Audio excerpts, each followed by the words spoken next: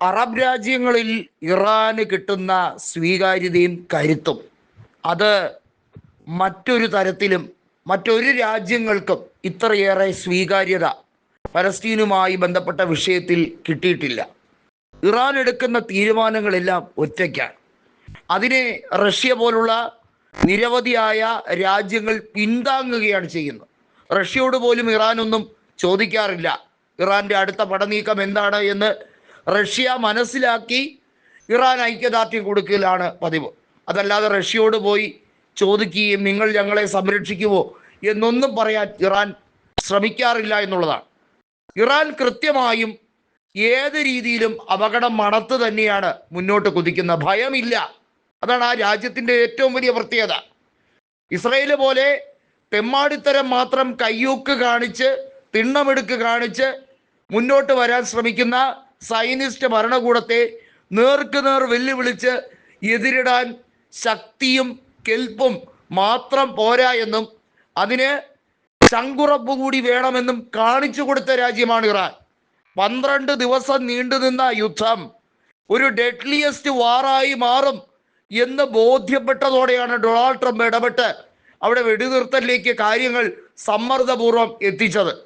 Iran വീണ്ടും പടയൊരുക്കം തുടങ്ങിക്കഴിഞ്ഞിരിക്കുന്നു എന്നതും, എങ്ങനെയാണോ ഗാസയെ പിളർത്താൻ ഇസ്രായേൽ ഏറ്റവും നാണം കെട്ട കളികൾ കളിച്ച് അവിടെ വംശഹത്യ നടത്തുന്നത്, അതിന് കൃത്യമായ മറുപടി, അതിന് ടിക് ഫോർ ടാക്ക് എന്ന രീതിയിൽ ഉരുളയ്ക്കുപ്പേരി പോലെ കണ്ണിന് കണ്ണ് പല്ലിന് പല്ല് എന്ന രീതിയിൽ ഇറാൻ യുദ്ധക്കളത്തിലേക്ക് ഇറങ്ങിക്കഴിഞ്ഞിരിക്കുകയാണ്. അതായത് ഇസ്രയേലിനെ പിളർക്കുന്ന പിളർക്കുമാറ് ഏറ്റവും അത്യുഗ്ര സ്ഫോടനങ്ങൾ, മിസൈലുകൾ വർഷിക്കാൻ തയ്യാറായി നിൽക്കുമ്പോൾ അതിനെ പിന്താങ്ങൽ മാത്രമാണ് പുടിനും റഷ്യൻ ഭരണകൂടവും ചെയ്യാൻ പോകുന്നത്. ഇറാനെ സംബന്ധിച്ചിടത്തോളം അവർ നേര് വിട്ടൊരു കളി കളിക്കില്ല എന്ന് 100% ഉറപ്പുള്ള രാജ്യമാണ് റഷ്യ. കാരണം ഇറാൻ ഇതുവരെയും ചെയ്തു നിർത്തിയത് അവരുടെ നിലനിൽപ്പിൻ്റെ വിഷയവും അവരുടെ പ്രോക്സി ഗ്രൂപ്പുകളെ എല്ലാ തരത്തിലും സംരക്ഷിച്ചു പിടിക്കാനും വേണ്ടിയുള്ള നിലനിൽപ്പിൻ്റെ പോരാട്ടമാണ്.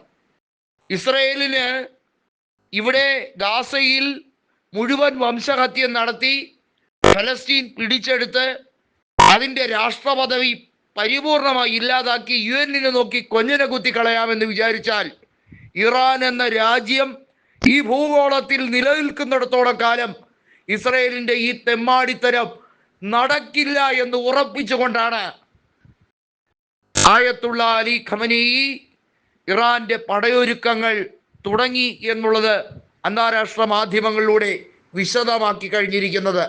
കാരണം സൈനിസ്റ്റ് ഭരണകൂടം അവസാനിച്ചേ പറ്റൂ. സൈനിസ്റ്റ് തെമ്മാടികളെ നിലയ്ക്ക് നിർത്താൻ കഴിഞ്ഞില്ലെങ്കിൽ ഞങ്ങൾക്ക് പിന്നെ ഇവിടെ ജീവിച്ചിരുന്നിട്ട് എന്ത് കാര്യം എന്ന വ്യക്തമായ വാക്യം തന്നെയാണ് ആയത്തുള്ള അലി ഖമനേയി വ്യക്തമാക്കി കഴിഞ്ഞിരിക്കുന്നത്. 2 ദിവസത്തിനുള്ളിൽ വലിയ തീക്ഷ്ണമായ ഒരു പോരാട്ടമുണ്ടാകും. 48 മണിക്കൂർ, അതാണ് ഇപ്പോൾ ഇറാൻ പറഞ്ഞിരിക്കുന്ന സമയം.